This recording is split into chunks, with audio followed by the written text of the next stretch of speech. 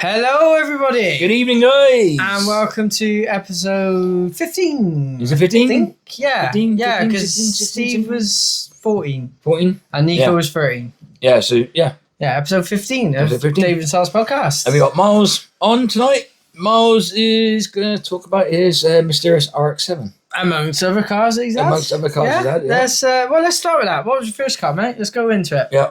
Oh, I had a 106 look. Okay, well, at 1.1 thing. Did it look sexy? I loved it. Oh, It that was was brilliant. terrible. I know, it was terrible. Did you crash it? No. Oh. I had a couple of really close calls. Tell you what, really it's- close calls. These people are not crashing their first cars. You know. Yes, we not need to good, get is it? some really bad drivers on Yeah. again, don't we? We had Nico on, right? He drove his car into his dad's car on the drive.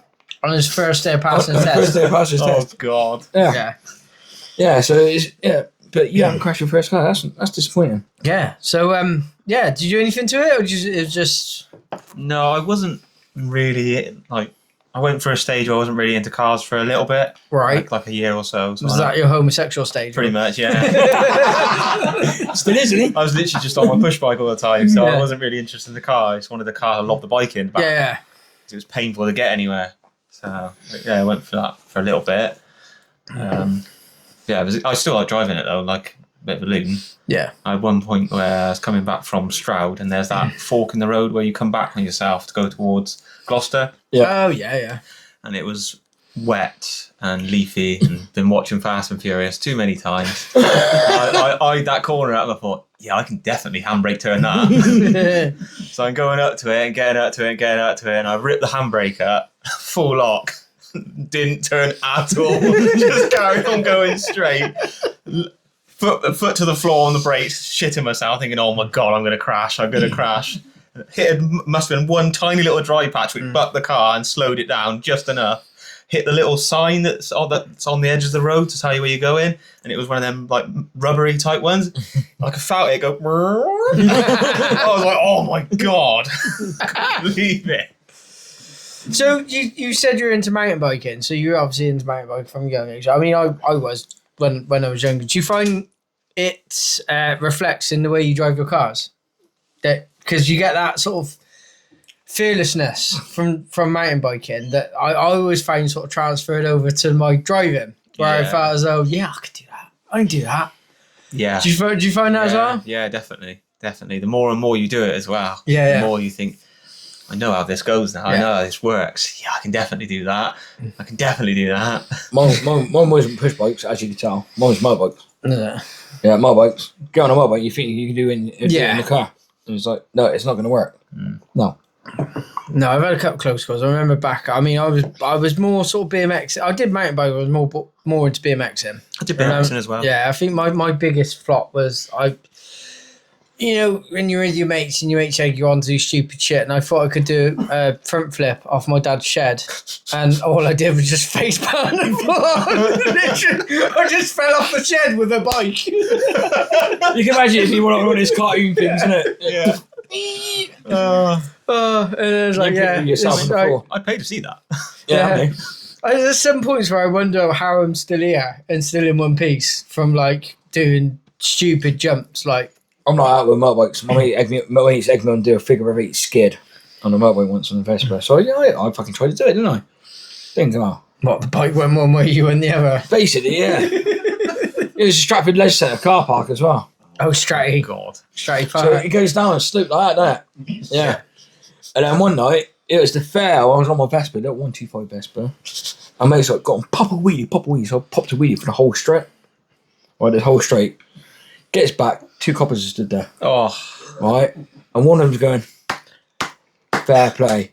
And the other one's going, I'm going to do you. And then the other copper just talked him out a bit. He's like, yeah, fair play to him. He just wheelied a Vespa for that long. In the wet. That is The good. back going. end was like that as well, like, and I'm stood up on the back wheel. But like, yeah, trying to wheelie a Vespa is hard. Yeah, I can imagine. So what was your next one after that? After your 106 then? When did you actually start getting into cars? When did your cars start getting interesting? So I got my second car was a 206 GTI. So that's a bit of a step up then, really? From step up. Yeah. Yeah. That's quite a jump. Was it the 180? No, it wasn't the 180, but it was still Yeah. hell of a step up compared to my 106. Yeah, 100%. It was actually my mum's car. She bought a new car and it had been on the drive for ages and ages and ages. And I just said to her, I want it. I'll get rid of the other one and I'll take that. I've been driving for a year and I was like, yeah, that looks. I want a bit more now because I've been started to get into cars again. And so I got that and it was brilliant, absolutely brilliant. Yeah, that was a different story of driving though, of being stupid and silly. My one mate was telling me that every time I come out of college, a bit like when I was on that game actually, coming out of the corners, front wheel drives can slide. Did get a bit too confident one time though, doing, we'll say 20 with a 1 in front of it, up the A417 as you go up to the Sheridan flyover. Oh, yeah. To come back into Brockworth. As I've come in, I thought, I had not long put coilovers and I thought, I can make this. Yeah. With no brakes. I thought, I'm making this. So as I hit the ramp, I'm probably doing about 90. I'm braking a little bit, just a little bit, because I'm realising I'm going a bit too quick. I'm hitting the first corner about 70. Jeez. Well, no, you're not cornering at 70 in the It's not happening. I'm making this. I made the first one. Yeah. Or I thought I did. It felt like I did. I'd made the first one. So you onto the straight section, and I was like, yes. And then I was like, oh no, that's the straight side to vanish. As the back end hooked round, and it completely span round on itself, and I ended up on the other end. It rolled backwards and stalled itself. Luckily, I just stopped back short of the curb. Oh. No damage, no nothing. Just flooded itself a little bit. Took a couple of turned over to get it fired back up. And a little old biddy come out of the corner, screaming out of her house. I bet your asshole was going like a rabbit's nose. Oh my god, yeah. Yeah, pulsating. I absolutely shit myself. Yeah, I bet. Go home and change your underwear. Yeah. Yeah. Yeah. So after that, what did you? So Dad had got his Skyline by that point, and so I'd gone to a couple of car shows in the GTI, and I did. Do you remember Santa Pod? And I did that where I put the silly badge on the front of it, messing about, so I could come on the Japanese stand or whatever, because I wanted the Jap car next. Yeah. Anyway, so I did that, and so I was getting into the Jap cars a little bit, and I was like, yeah. And Mike and Dad and a few other people said, get a Subaru. I was like, okay, yeah, I could do with getting a Subaru. I was trying to find one that I could afford. I couldn't afford one at the time, and I couldn't afford to run one. And so my next stopgap, I quite liked the K1 Seat. Oh yeah. So I couldn't afford that, of course. But I think I must have been 21, 22. They were still relatively new back then as well. Yeah. So I got an 06 Seat Leon Sport. It's about 190 brake. It's my first turbo car though, so it was in a straight line. It was enjoyable for about 3 weeks, and then I hated it.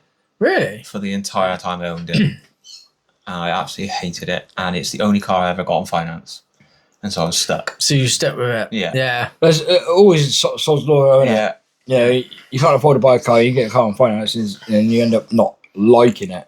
Yeah. It's like the Astra. Well, it is always the gamble, though, isn't it? I don't like it. Yeah. But the missus likes it. You know what I mean? So. Yeah. That was an unfortunate little stopgap. The only thing I did do, I did put a Revo induction kit on it, and that was brilliant because the induction noise was ridiculous. I could make people jump on the side of the road. It was so loud. It was absolutely ridiculous.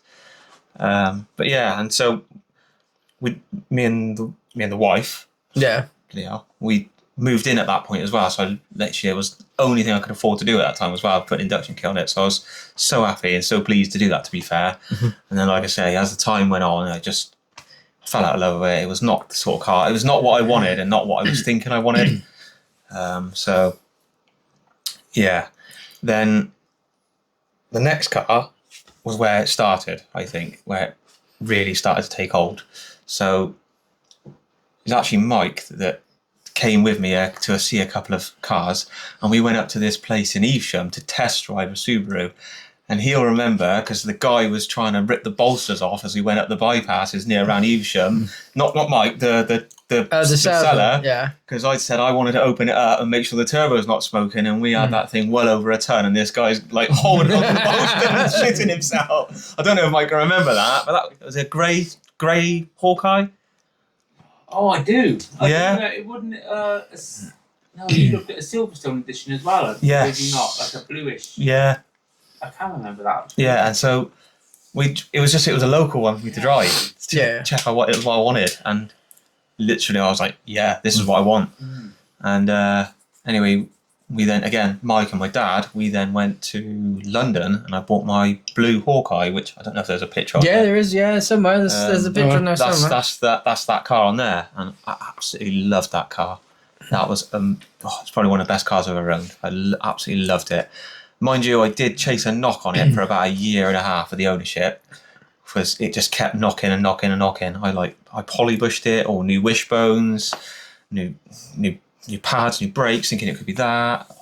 Just forever doing everything on it, thinking like I even had a funny moment where. See, now I wish I'd known, because I sort of knew you semi when you had your Subaru, but it was towards the end of your own Subaru.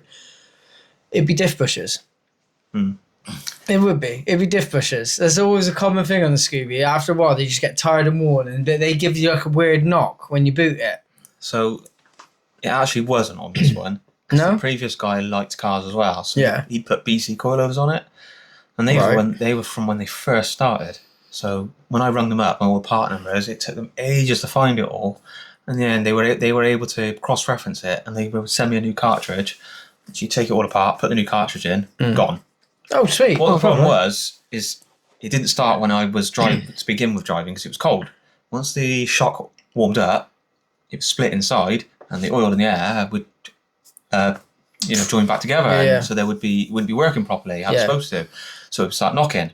And I'd get home, quickly jack it up, quickly rip the coilover off, but in that time, that's about half an hour, it's cooled down, so it wouldn't do anything off on the bench, and I couldn't get it quick enough to take it apart. So it's really difficult to diagnose it. Really difficult. It must be frustrating. Fix with it. I won't get anything. I never fixed that, because you always used to go on about it.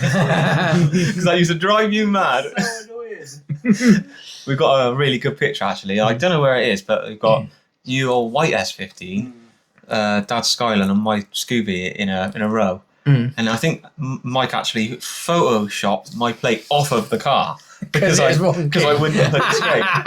I refused to put it straight. It fell off at one point, and I put it back on wonky. Just because it annoyed him. Yeah. I bet that page. Yeah, it wasn't even like a comedy one. It was just No, it was literally like 3 or 4 degrees. Yeah. But it was enough. Enough to drive you insane. So I was introduced to Miles. This was, I want to say it was like a spring action or something like that. It was early because it was cold, wasn't it? Yeah.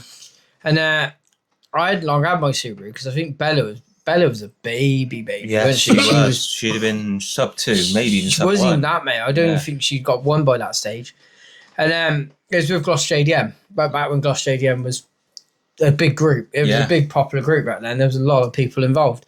And I sort of parked up, didn't know anybody at that stage. Didn't know, like, I knew a couple people. I knew Mike from years back. I knew a few other people, not many people in the group. So as Lee used to do, he used to park all the cars in groups. So you'd have like all the Skylines together, all the Subarus together, all the Evos together, and that sort of thing. And I parked next to Miles. And I looked, and bearing in mind my car was back then, it was pristine. It was like mint, pristine white, glide gloss white. Parked next to Mars's that had literally just like you took it off a stage, a rally stage. And I said to her, look mate, I got some cleaning stuff in the boot. Do you want to buy it? She said, nah, it'll be alright, it's meant to do that. That's how we got talking, wasn't it? I seem to remember getting the little toy car I had out as well, and rubbing it in the mud next to us, and then putting it back on the dashboard. I said, look, they match now. Brilliant. But it's weird, we just sort of clicked from that point, didn't we? And That's we just, it, literally. It's like from that day on, it's inseparable. It was mad. It was like, and then I got introduced to the catchphrase of the day, the hashtag used to be back in the day. Do you know I got an RX-7? And it's literally stoked, isn't it? Yeah. On RX-7, it's like, have you? I'll come round and see that, because you don't have to stay with anybody. If Yeah. anybody's got a cool car, I'll come round and have a look. And it was like, well, you did have an RX-7, but there wasn't much else going on at that stage, was there? Like, No, you were, I think you'd only just got your 1J. Yes. I think by that stage, you literally only just got it. Yeah. Now, if people don't know Mars, he's got an RX-7. Did you know? Yeah. And it is currently running a 1JZ engine. Yeah. And wow, we really need to start talking about that, really, don't we? And how that came to be, and that's how I that, first you met know, Yes. on a Wednesday night. how you ended up with a 1J in it to begin with. So, Dad got a 110. I won't go into that because that'll be his turn when he comes on. Yeah. But he got that, and we all went up to Kenmore. Mike again was with us actually, as it so happens, and we were all just taking turns driving each other's cars. And I actually did have a go in the Skyline, and after getting out my WRX, which had massive case ports on the front, blasting it up I was really scared because that's his second wife. Oh God, yeah. I was Yeah, really yeah. nervous about driving it, so I was like barely giving it any. It's the only time I've ever driven a car real careful. He's like, he's like, come on, give it some more. So I'm just like slowly accelerating. He's like, come on. So I slam my foot into the floor and it starts taking off. We're getting towards the end, and he's like, right, you might want to start braking now. The brakes aren't like what yours are. You want to start braking now? I put my foot on the brake. I thought I'd better off but chucking a boat anchor out there. Oh my God, they are rubbish in that. Yeah. It's unbelievable. You can see how it would be like they're track focused, because there would be no brake fade in that, because you just all feel, but not prepared for just a stomp on them. And Yeah, you got when you're in a really straight hammer line. them down. Yeah. Oh my yeah. God, yeah, that was crazy. I mean, I don't blame you for nailing it, mate, because they can catch you out, Skylines. Like Yes. if you Yes. haven't been sort of prepared for it, they can catch you out quite Yes. badly. So anyway, what that actually led on to is we were all driving each other's cars. I think I had to go in Mike's car as well, his S15 at the time. The most horrendous clutch I've ever driven. Oh, Actually, yes, I know that all too well. Yeah. Vile. Yeah. But once you get it moving, Yeah. brilliant. After that, though, it's just any manoeuvring, any moving to start with less than 5 mile an hour is horrible. For me, it was the noise. It just always sounded broken. Yeah, that ding, ding, ding, ding, ding, wasn't it? Yeah. And then I drove my dad's 110, and that noise, that was it. It just sold it for me, and I was like, that engine is going in my car. I'm going to make. So did you have the RX-7 by that stage? Or So- did you? So again, and then how the RX-7 come about actually. A couple of years back, I got a poster and I put it up in my little games room I had at the time, and it was an RX-7, and I was like, I'm going to get one of those one day. And I'm like, I'm going to do something with it. I'm a bit bored. I want to build something. I want to make something of my own. I want to make it my own. So anyway, I always said, if I ever find one like I can afford, I'll get it. Yeah. Anyway, one just happened to pop up randomly on Facebook like a few weeks after that. And I said to Kate, we used to do loads of road trips where we just go and look at stuff. We don't even not necessarily buy it, just for fun. We just enjoy it. So we went for a road trip to see this RX-7 up in Hereford. And we were in a Starlet. That was with candle lights in Hereford where they've barely discovered fire. yeah. Oh my God. Brilliant roads, don't get me wrong, but there is no lights. If you or know anything. them, yeah. If you knew No them, lights they're or good, but anything. Yeah, and everything is a back road there. yeah. Get into this place, and we eventually find it, and we go in and we're having a look at it, and he wanted a grand for it, rolling shell. And I was like, we got 500 quid. That's a bit cheeky, really, with this price. And I'm like, I'm going to have to just go away and leave this. Anyway, it was right around Valentine's Day. So Kate bought it for me. She actually arranged it, paid the guy, and then all I had to do was arrange collection. So for my Valentine's gift Oh, bless her. Oh, fair play. was the shell. And a friend of mine, I'd done a couple of favours for him. He owed me a favour, so he rang somebody that owed him a favour to get a flatbed. And we picked it up on a flatbed, and that's what one of the pictures are. You can see it being delivered. You Yeah. can actually see him standing overlooking it, to be fair. Terrible photo, Yeah. but yeah. And that's how it all started. And I didn't really do anything when I first got it, because I didn't have enough money. As I was just saying, I could barely afford the shell to begin with. And but it was mine. I was just like, this is mine. I've got it. I had it where I had a cover over it. Mike lent me it, and it snowed over the Christmas, and the car was gone. down because I had my driveway was like, I had a fence half a foot away from the one side and a wall about half a foot away on the other side. It filled up past the car. The car vanished for the winter. It was brilliant. It was when it snowed. Because I always remember coming up to it was back when you lived up in Brockworth. Yeah. And your driveway was horrendous. It was like that. And I'm like, he's got his car sat on like just blocks in front of him. I'm like, how has that not just gone for a walk down the driveway? Well, funny you say that. The first time I ever tried to jack it up to understand how the diff and everything worked, so I could decide how I was going to bolt the gearbox and all that, because I had no idea. I'd literally not even looked into any of this. I'd just gone, I'm having that, and I'm going to do something. Completely blind, couldn't weld, couldn't barely do anything. So I was a fitter at TBS, so spanners and stuff like that, so that did help. But actual cars was barely any knowledge. And I started jacking it up on the hill, didn't I? From the diff. There's no front brakes. It's just gone for a walk. Oh my God, did I ever shit myself? I was under it. Okay. And I was like, whoa, that fuel tank got real close real quick. Holy shit, I'm getting out. Fucking hell. Yeah, so Shit. the journey nearly ended. Because again, that was one of the times where we would literally fucking lived each other's pockets for about a year, didn't we? Oh yeah. And I remember coming round and it was, I think it's your first fitment of the 1J. Yeah. And was it me, you and Rob? I want to say Rob was there. Rob was always floating around somewhere, wasn't he? Shout out to Rob if he watched it. Rob at one point was like furniture. Yeah, literally. And if you weren't furniture, he lifted it. Yeah, that's it. Yeah, Rob never used to come in through the front door. He'd peel the corner of the building, step forward and drop it behind him. Honestly, the guy has... I mean, he's not a muscly guy, but he's just got unreal strength. Yes. Remember moving your house? Oh my God. And he's literally like, we're all there moving these boxes and stuff, and he just picks up the single seat sofa on his own and just puts it on the back of the wagon. It was the running along when we were struggling with the single seater sofa. Yeah. He was running with a gearbox under each arm. Yeah. Because I went through a stage of collecting gearboxes because I was trying them all in the car. And he's just jogging along and they're like 60 kilos a piece. Like, they're nothing. Yeah. What the hell? Just a unit, isn't it? We got some good stories there. Do you remember the time when we? Go on. You say what you were going to say. No, I was going to say about when I first moved in with the house when I moved the car and everything.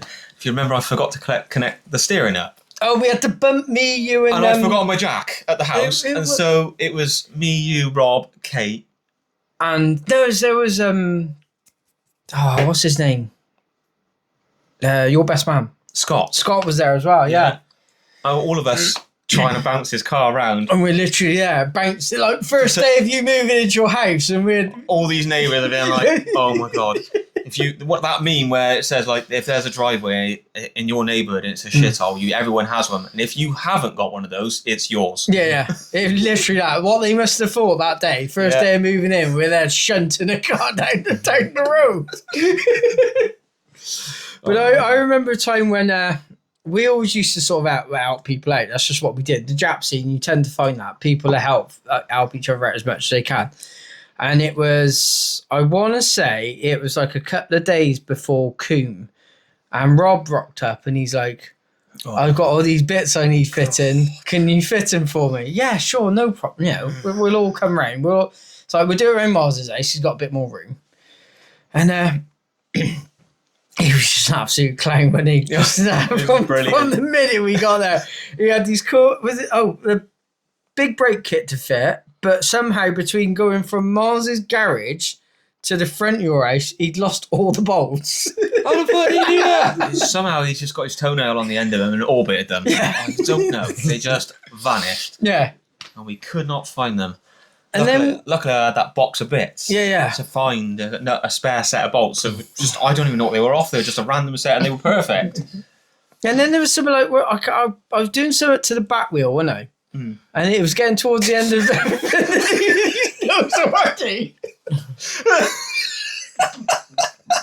when the passenger door was open and he's putting this bumper in that's too wide for the car and he's like, fuck me, I can't get it in. Why do you want to go in? The car with the door open trying to sort it out. And he's literally punching me in the head with his bumper. She's like, it won't go in. It's like, yeah, because my fucking head's in the way you press. Oh God, I remember that. Crying. Brilliant, honestly. Crying. That's what You I did. had to laugh because Oh. it was just one of them moments, wasn't it? Bumper Wood, yes, I know. Yeah, that's what I did. Oh, but honestly, he's brilliant, Rob. I love Rob Smith. I need to go and see him, really. I haven't seen him in ages. Yeah. But again, he works weird hours, a bit like you, really. That's why it's like, we all, I think you all work crazy. Rob works for crazy hours, doesn't He's he? even worse than me. Yeah. Yeah, his are all over the shop. Yeah. But it was, it was just such good. I felt like it was a good time. I back then it was like, I don't know, everybody seemed a bit more.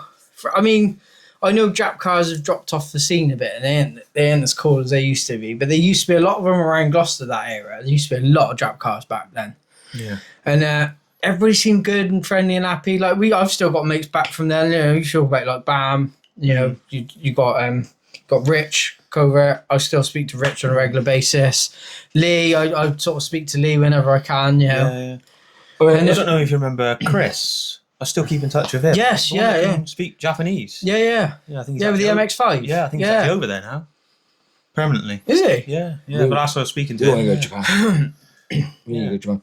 Well, it's like when I had my FC, I met a guy from the Forest of Dean. He had a cherry red FD. And I met him when they used to do His name was cup- Dom. He was a big bloke, man. Yeah. Did he have nods under the seat? Yeah. And I met him at Car Market when he used to do car. Oh God, mate, you're showing your age now. Cattle Market hasn't been there for 20 years. I know. And Yeah, but I still call it the cattle market. I still Yeah. call it the Cattle Market. Yeah. I'll go Tesco at the Cattle Market. yeah.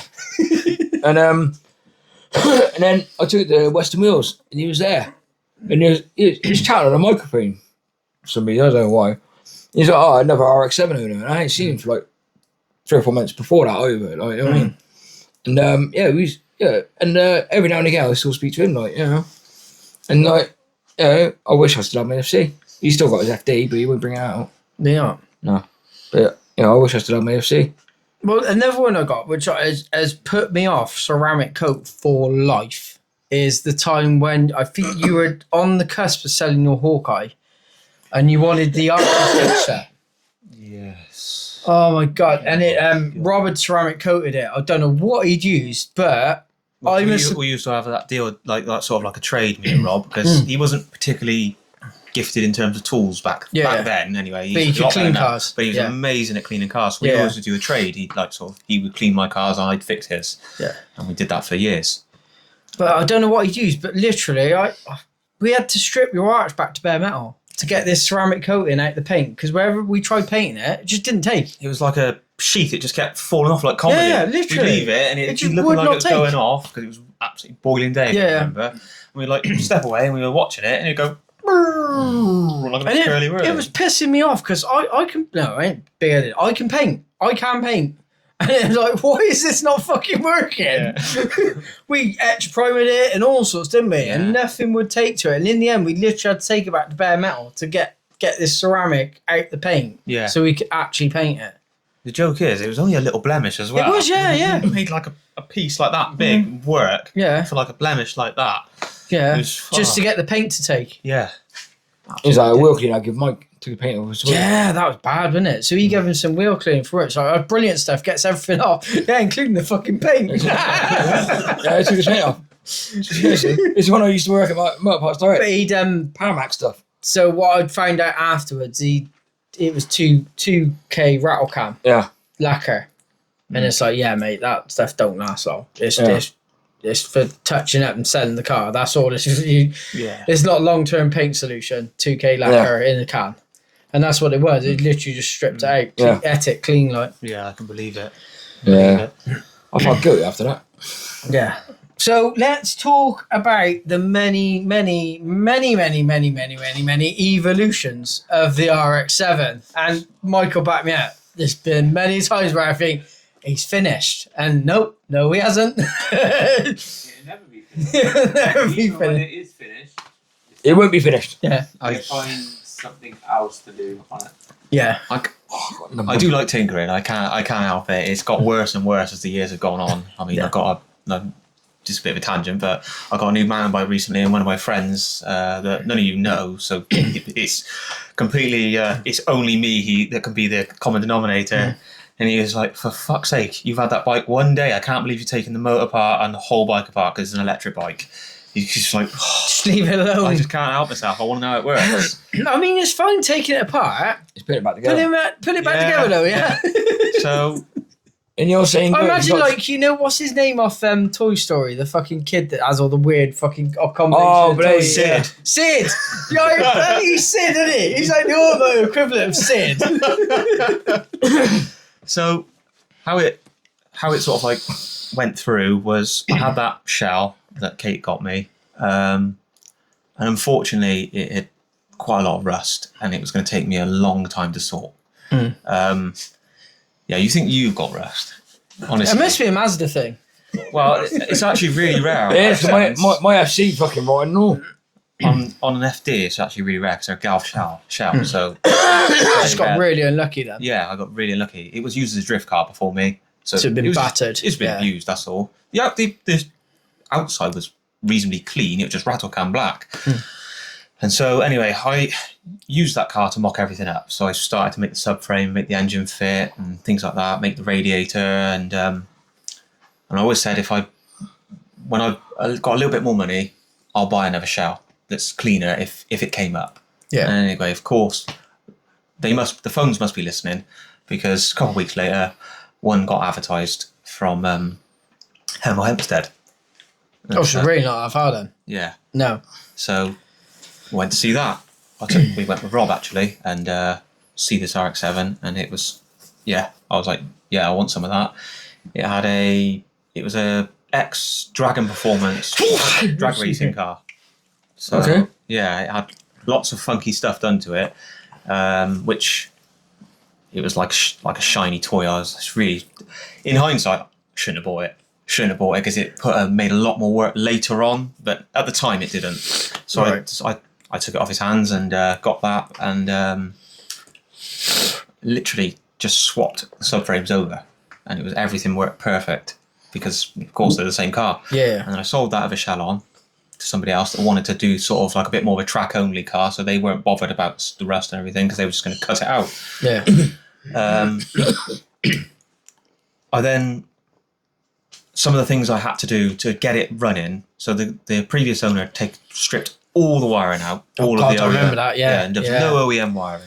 So, but he'd laid a sort of like a bit of wire in there, and I hadn't done enough electrics to know what to do 100% yet. So you came around and helped me with that, and we got everything sort of like connected and running for what was in there, and it's sort of limped along. It's still limping along now, to be fair. That's one of my long-standing projects, but I'm not going to turn the car off for that one. That one I'm going to do on the bench on its own, because I can. When I rewire it one day. Yeah. The roll cage, he'd cut the door bars out, but left the top piece that goes right by your head. So there's no door bars. So if you had a crash on the front, it's just going to squash you. Yeah. And so I was like, those cannot stay. And because of how they made the roll cage, it was in two pieces, so it's perfect. So I could just cut the front legs off and keep the rear half. So it was a rear welded in half, and that was perfect. So I could run harnesses. Yeah. And so they had a welded in mount floor ready for a bucket seat. So I used that at the time. I had to modify it a little bit because it wasn't quite right, but to fit a Kevlar Courbet seat into it and run a harness, and that was sort of what got it on the road and got it running. Lots of messing about, getting a custom prop to run with the FD differential, and then I had a carbon rear bumper on it, carbon over fenders, carbon sills, just an OEM sort of front end look on it. I had this weird drifter bumper from the other car that I put on temporarily, and and a load of other stuff. To get the engine to stay cool, I got a Toyota Celica GT4 rad that I then modified and relocated the radiator cap onto the 1J itself, so that's the highest point, so I never have to worry about bleeding. It's really easy. It's even easier than that is in the factory car. Yeah. It just bleeds straight I remember away. you doing that because I think Andy Yeah. welded that for you, didn't he? I don't think we've got- Andy welded it out. I think he knew an old boy that's really good with cast. Yeah. 'Cause the little part that comes off the 1J is cast alley, but it was good quality because it's back from the 90s. So that's what the old man actually said. He said it was really good quality. Yeah. No shit in it at all, which is really good. Really pleased with that. So I got all that on, pair of Spar high performance fans to keep it cool. Just an eBay special intercooler kit, 180 quid, so I could cut all the pipework out. So Yeah. it was cheaper to do that. Well, yeah, because you ain't buying off the shelf kit for an RX-7 1J, are you? No. So then I used Forge Motorsport to make a few swages and stuff. They're really good for that, and they're really local. Yeah. I think I put you onto that, didn't I? Yeah, because they are. And they'll do a swage for you. Yeah. That's all they want. They want a little bit of beer money to put it in their machine. As long as it can turn, they can do it. Yeah. Which is brilliant. So they've done that for me, and it's absolutely fantastic. So that was stage 1. That was the first time it came on the road. And I went for the MOT, and it had just enough to be road legal. Well, yeah. Nightmare driving back. Oh, no, not that. Not my time. No, that's the first time with my dad. Oh, there's another one. No, the first time actually. To be fair, on the way home, it was. I did have a really scary moment. I was come out of the MOT station, and a truck was coming the other way, and he's on the wrong side of the road on a bend, and I've never hit a curb so hard with a wheel because I hadn't judged the width of the car, and because he was on the road for the white lines, I shit myself in a tiny little car like that, and car jumped. Oh my god, I was like, no, I've literally broke it before I've even started, but it was absolutely fine. Got rep wheels, I guess there must be so much material in them. Yeah. They broke the curb. Yeah. Two scary moments then. Yeah. I'll just touch on that then, what Mike's talking about. I hadn't driven the car for a while, shocker, and so I asked Mike to come with me to the MOT station because I forgot to pay for my AA cover as my last resort to get me out of shit. So he followed me there, went in, got the MOT and everything, absolutely fine, passed everything because everything works. That's what I'm getting onto. Everything worked. We're driving home. In fact, we had some good videos and good pictures on the way. I think some of them are on there actually. And then we're on the way home, and the clouds just changed. It went from a bright sky to black, and the tractor changed instantly. It was torrential rain. That car is horrible to drive in the wet when it's that heavy of sand and water. So I'm doing like 45, 50 mile an hour on the M50. It's not too bad. I'm okay. Mike's driving slow because he's trying to help. He's looking after me, which is I do appreciate it. And we're just driving slow, going along. And all of a sudden, I can see nothing. My wiper motor failed. Oh no! Oh shit! And I've just come back from an MOT, and so you can see how this could look if a police officer pulls you over. Like, this is quite a race car looking car that's right on the edge. How did you get your MOT? And it's just like, it just creates problems for everyone. Yeah. Me, the MOTer, and I was like, not at that stage. I think everybody was using it. I mean, I was using it for MOTs. I know you were using for MOTs. I think when you were at that stage, it's like everybody was using for MOTs. So imagine if he lost his license, we'd have all been screwed. That's it. Yeah. and the joke is, it was nothing. Nobody done anything wrong. No. It wasn't nothing dodgy or anything like that. It was just coincidence. It's like, oh no. So I had to drive it home, Ace Ventura style, with my head out the window, following Mike's lights. He had to have his fog light on so I could see his car, and he was about 4 meters in front of me because it was so bad. And I had to pull over a couple of times because my head was hurting so much because of the cold and the rain hitting it. And we got back to the Golden Valley. I don't know how we got there. It's all a blur. I can't even remember how we got down the M5. I really can't. We got on the Golden Valley, and I had to pull over because my head was killing me. I needed to get it in out of the rain for a second. And he was like, "Do you want to leave it here?" And I'm like, "Mate, we're so close to home. I just want to get it home and just get it put away, and then I can then solve this problem." So no, what'll happen is I'll leave it here and I'll come back to get it, and then a police officer will be sat behind it or something stupid, and I'll just get into trouble for something. They'll find something. Yeah. I was just like, oh. So somehow we managed to limp it home, didn't we? Unbelievably. I was just like, oh God, couldn't believe it. Of all the things to go wrong. But what it was is they're plastic gears inside. So you've got a planet gear and one little small gear. And they just shut strip. itself. Yeah, they But just as the strip. age of the car as well, you got to imagine like 30-year-old car. Well, I did that with picking up a Volkswagen Passat for Gazzy. Yeah. Going back, changing the rain, fucking no window wipers. I've had the linkage pop off on a few cars before, and that's a bit like, oh, for fuck's sake. And it's always, I mean, obviously it is because you're using them, but it's always when it's bloody raining, isn't it? Yeah. And then when its first car show as well, on the way there, if you remember, it was brilliant, to be fair, wasn't it? We had one tiny little spot of rain.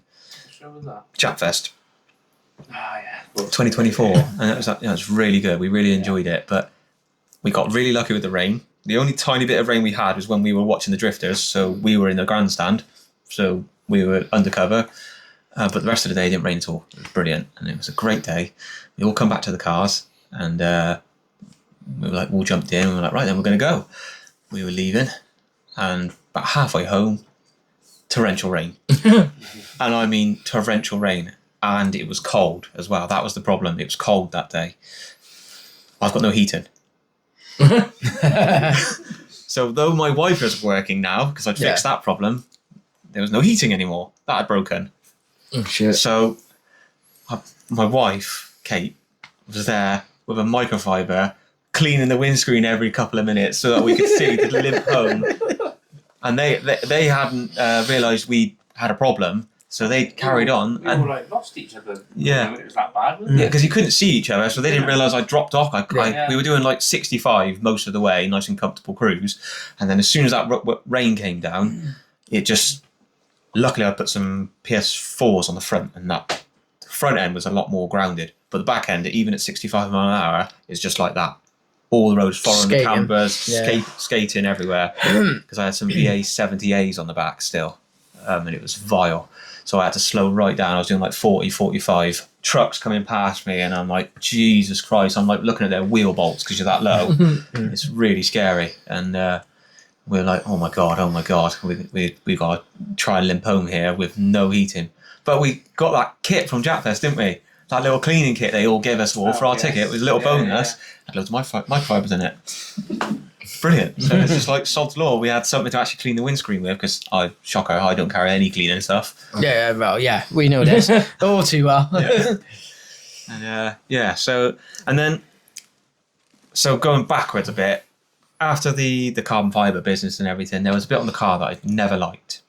Because I'd feed carbon fibre over fenders. And they go down the door line and then they just go dead straight. And it's a curvy car. And I always hated that. I always thought it looked rubbish. Not that picture. Definitely not that picture. Yeah. Hey, look, there he is, see? There's my mate. Looks like it's Jason sat out the side. Well, going to kill us. Oh, my old Foz. Yeah, we're gonna go. We're just gonna cycle through all of them now, innit, for the picture you want. Yeah, of course it is. Anyway, so I thought, I want to change this. I want to sort it. And then Kate had this great idea, all of a sudden, that we should get married. As you do. Yeah, they do that. So I'm like, okay. But I want my car at the wedding, stupidly. And I'd taken all the body kit off. I'd cut the rear arches and made them right. Taken all the carbon fibre off of the sills and everything and messing about with that because that was all bonded on. That took me ages to muck about with. So then it was back to like sort of like an OEM looking-ish shell. And I got an RE-GT kit, came from Shine Auto in America. And it was like, is this going to arrive in time? Shit. Luckily it did. When I picked it up from London, started putting it on. You came round and lent me a hand because I didn't know what I was doing. I'd never done it before. We got it all on with this kit on it and it looked so good. I was so pleased. Yeah. After like 4 years of thinking about this kit and I finally did it. I don't know how we got it. I think we got it done back on the road. Because I didn't have to... I think I fixed the bumper like a couple of days before as well. Yes. But yeah, I had to repair your bumper as well, didn't I? Yes, you did. My Sea West. Yeah. Because I picked that up from London for like 50 quid because the guy had smashed the bottom end of it. No wonder it was 50 quid to be fair. Yeah. The work, I obviously because I didn't know about how fiberglass or anything. You brought it round and I was like, I'll have a look at it when I get a chance. I looked at it and I had to give you a call. And you know when you got that, like, it was bad. It was in a bad way. And I'm like, I've got to give him that call where I'm like, mate, I genuinely want to do this. This is bad. And he's like, no, I really want this bumper. I was like, well, okay, you've got to give me a couple of days easy because there's a lot of repairing to do. I mean, I managed to get it done, but it was in rough shape, wasn't it? Yes, it was. There was so many hidden bits of damage that the previous owner just sort of bodged together and hidden. Not him hiding it as such from me, hiding it because he had it on his car, so he's trying to keep it looking nice. So it was under the paint, you just couldn't see it. So we got the bumper fixed, got the body kit on, and it was just looking so good. So it was an RE GT on the sides. I had an OEM rear at that point because I liked the look of the OEM, but rear bumper still, because I wanted to get a diffuser and I just haven't got round to that yet. And then the C West on the front, and it looked exactly what I was thinking I wanted it to look like. So somehow we got it ready for the wedding, and I couldn't drive it until I think it was the 14th. I took a drive up there, and there was loads of road closures up to where we were getting married, and I'm like, oh my god, this car isn't going to make it. How am I going to do it? And I somehow, the next day, all the roads, because I could only go certain ways because of how low it was. Yeah. Somehow everything opened and I was able to get the car there, and it was like brilliant. Somehow it just made it all the way there. Because I remember it was together, but something wasn't quite right. Because I remember, because obviously we went down as a convoy for the wedding, and I was behind you, and it was smoky. I mean, that was on the verge of we sort of knew that turbo was going, but we didn't quite know at that point. Yeah. And I remember I was like, my car ain't gonna be white by the time we get here. Yeah, because I got told off by some naturist people. Yeah. Come and told me off. They said, why'd you do that? And I was like, do what? Like, why are you polluting the atmosphere like that? I'm not doing it on purpose. Something's failed on the car. Yeah. Christ. But yeah, that was a weird one. But yeah, we all parked up, and it was it was an amazing day, and the cars looked amazing, and it was so good. And then so there's that, and then I noticed I could hear some clunking coming from the back, and I was like, I need to have an inspection of this. So I started having a look, and I could start seeing some sort of like witness marks on the diff case where it started to stretch because of the extra torque. Yeah. And I was like, oh dear, this is not going to go well. So I had this great idea in my head then that like, I need something that can handle the torque better. So I got onto some of the friends in America about these Ford Explorer diffs, and they're so hard to get over here and such a lot of money at the time to send over. So I was like, well, what's the next best thing? What does everyone do? What car do people drift in and things like that, give absolute abuse and absolute death? Well, 350Z. And they've got a big diff in them. They've got a 7.8, which is quite a bit bigger than a Mazda. Yeah, yeah. So I got a 350Z diff. And had to modify the cover, had to modify the rear subframe to make it fit, make a cradle, everything, and put that new diff in. And it went from 4,500 RPM cruising to 2,800. Plodding along now. Yeah. Just plodding along. Fifth. It was an amazing change. But, be honest, that wasn't the only changes you did. I remember you going through quite a lot of gearboxes. Oh, yeah. I remember us having a late night trip to the middle of fucking nowhere to pick up a gearbox and a conversion plate. I forgot all about that. For you to, I don't think you used it in the end either. No, I didn't buy it. No, do you remember? No, I remember this. I remember it now. It's come back to me. So we went up a couple of hours north. I literally rung up Dave and I said, mate, there's a gearbox that's come up. I want to go and get it. But it's in the middle of nowhere and I don't want to go on my own. Do you fancy a road trip? And he's like, yeah, all right, then let's go. So I literally went round and picked him straight up and we stormed on up there. And we got there and the guy had advertised this as a Chaser or JZX gearbox. Well, let's pause it because we pulled out and it was like this. Oh, it's really dodgy. Like sketchy, abandoned, almost looked like a service station in the middle of nowhere, didn't it? It looked proper, out of a horror movie, didn't it? Yeah, it was in the back of a kitchen shop. Yeah. If you remember. But it's like a dead, abandoned kitchen shop. There was all, minging in there, it hadn't been used for anything, proper weird. It was weird. Yeah. So this guy lugs this thing. I was like, "There it is, if you want it. Yeah, £1,000, blah blah." And I'm looking at it, and I'm like, "That does not look right. Like, you're missing a few inches off of that, my friend." And the shifter's in the wrong place. He's like, "No, it's definitely there." Like, that's from a Supra, from the Mark II Supra. Okay, that's the wrong gearbox. that won't even fit on my engine or in the car. And they're made of chocolate. Oh shit! We've driven all the way here. I was just about to part the money as well, and we were like, "No, we're gonna have to leave it, mate." It's that classic case where if you think something's a bit iffy, it is best just to walk away sometimes. Yeah, and we did. That's what we had to do. We were just like, nah. And you've reminded me something. So what that all came about because I went through a spate of getting different gearboxes where I got a BMW gearbox, which I stripped out in the rain at Harry Buckland's, our local scrapyard, from a 328i.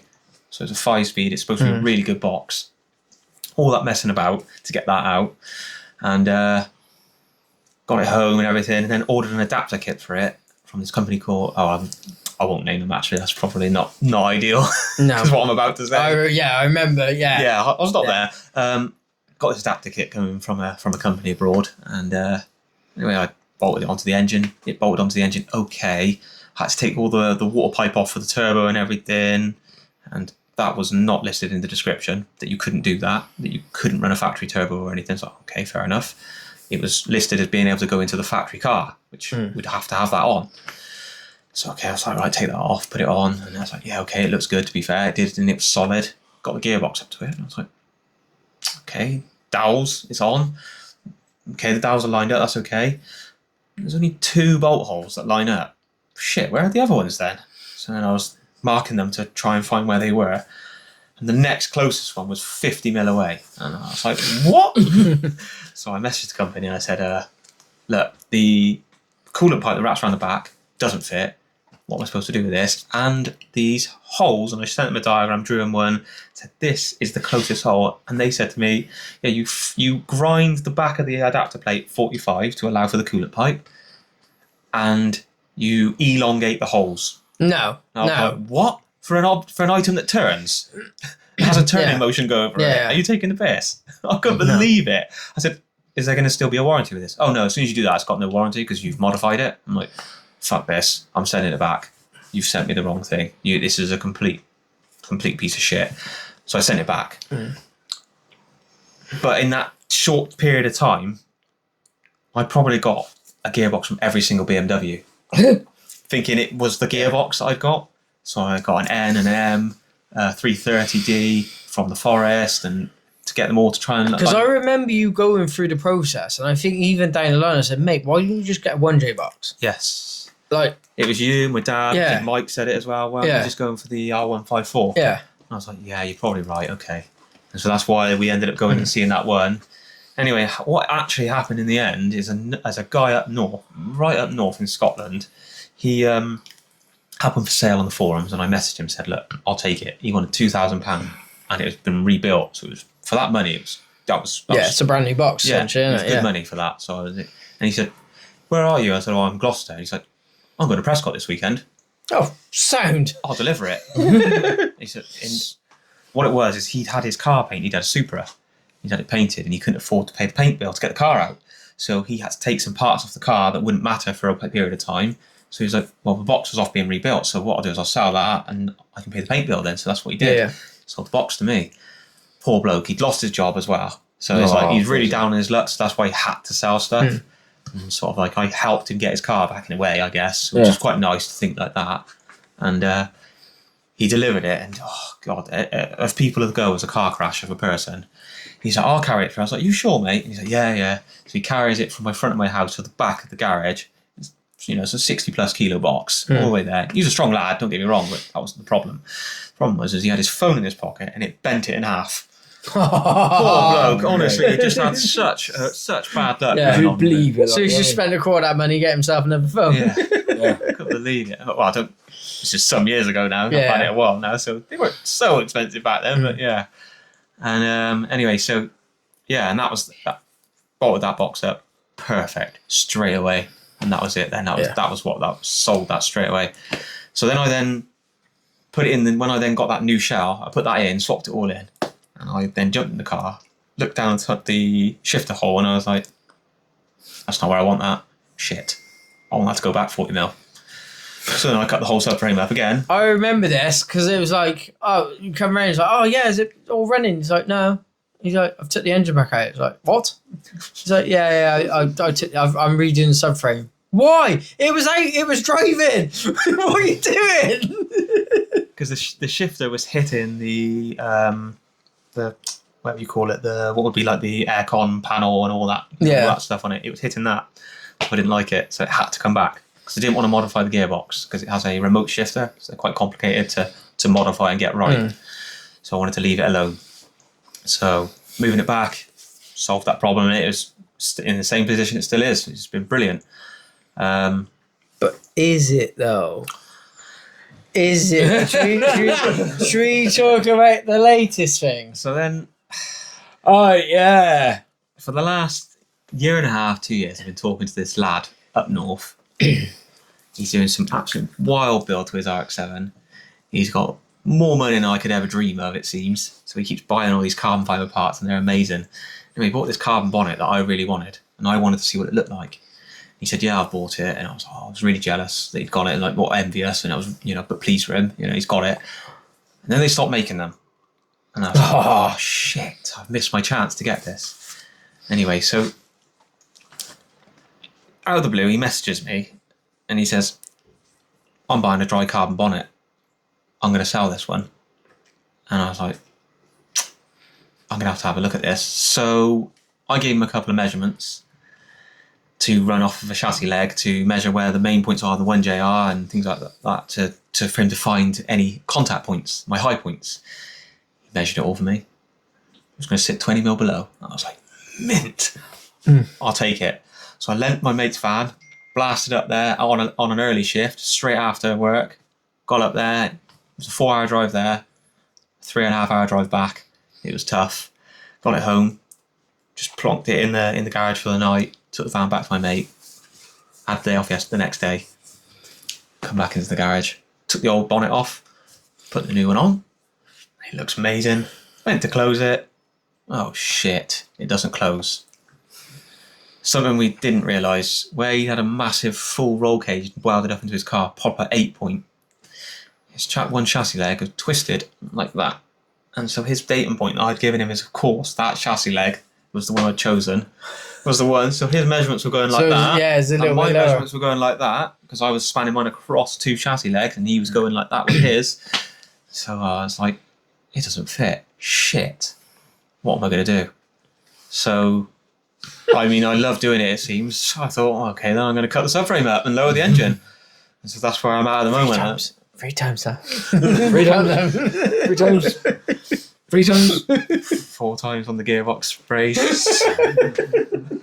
So Miles, all right, this is going to be a question that everyone's going to want to know the answer to.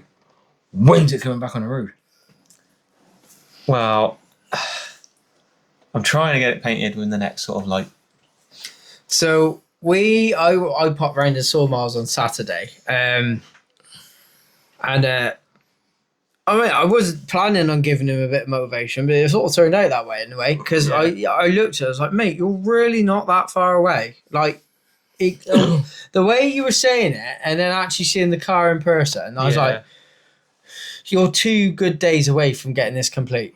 Like, yeah. And there's bits where you're like, I'm looking at it, I'm like, yep, that's the painter's problem now. Leave that alone. You don't need to touch it anymore. And like, I reckon 2 good days on it, and the car will be ready for paint.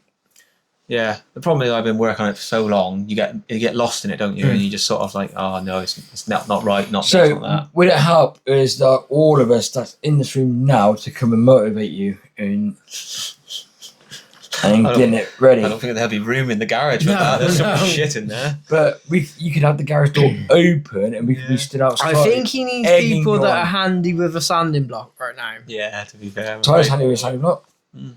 Ash handy with a sanding block. Yeah, Pretty sure Mike's handy with a sanding block. Oh, right. I'm certainly not. I'm not. But yeah, you got 3 people, 4 people So here. I think that's what needs to just that little final push, just get the centre paint. And then, So we have to arrange a day for all of us to come over so we can push you. so Yeah, but To what get- is finished?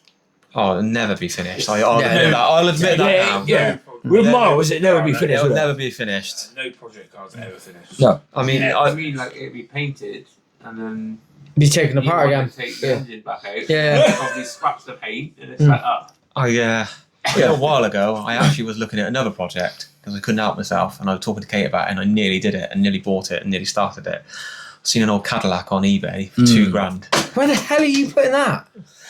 I know, this is it. I'm like a complete idiot. They're not small And cars. I'd found a 535D smashed up on Copart, but all the chassis was still okay.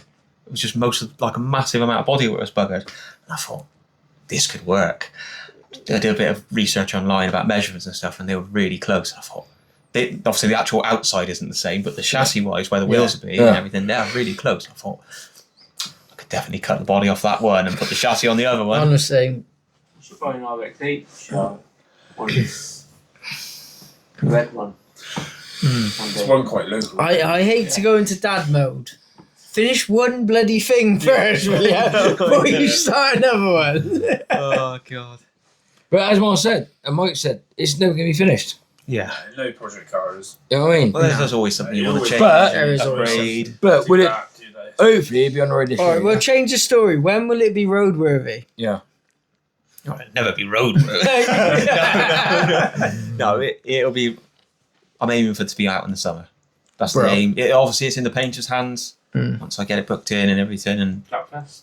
I'd like to be at Japfest, like maybe 2 or the finale. But I can't remember when JDM Coom is. I think was that June. Summer, June, July May, time, I think, innit? this year. Oh, is it Oh, May? is It's it? even Oh. earlier then. Feeling it's May. Well, it depends. I'm at the mercy of the painter for that. It will be all dependent on that. Because in reality, to put it back together and it be running, it's sort of like a day, 2 days of me just fiddling about, doing a few things that need to be put back in. Where I've taken them all out to make it so it's easier to do stuff. Like welding next to a fuel tank isn't ideal. No. So No. I've taken that out. It's an X5 M Oh Sport. yeah. Yeah. Well, they do sound quite rude, don't they? Yeah. Don't no Miles. No. Yeah. No. Yeah. No more projects. Well- Save insurance. I think we're probably going to end up doing a part 2 of this. Because, At Miles' garage. yeah. But Miles' garage, and also this story ain't going to be ended anytime No. soon, is it? No, it's not. And also, No, I we could can't do a have it. live at his garage with you guys. We could, with the yeah. sunblock. Well, So- we'll do the reveal Yeah. Yeah. when Yeah. it gets painted, because there's only a few people in this room, to be fair, that actually know what colour I've sort of 99% chosen. Mm. So yeah, and I won't say. No, I'm not going to say. Wait till the end. Yeah, Bright Wait pink. till the reveal.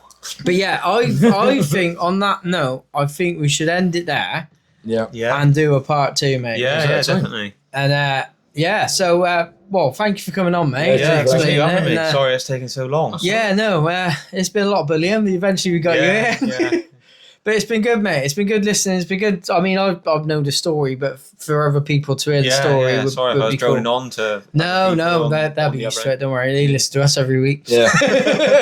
Yeah. So yeah, thanks for coming on, guys. And usual, we got to do the usual. So I'll get off your phone for 10 seconds. Come on, you pain in the butt. Do your usual. Like and subscribe. Yes. It all helps. Yes, and yeah, we will see you next time. Yeah, Yeah. Yeah. yeah. Yeah. Bye, guys. Yeah. See you later. See ya. See ya. Bye.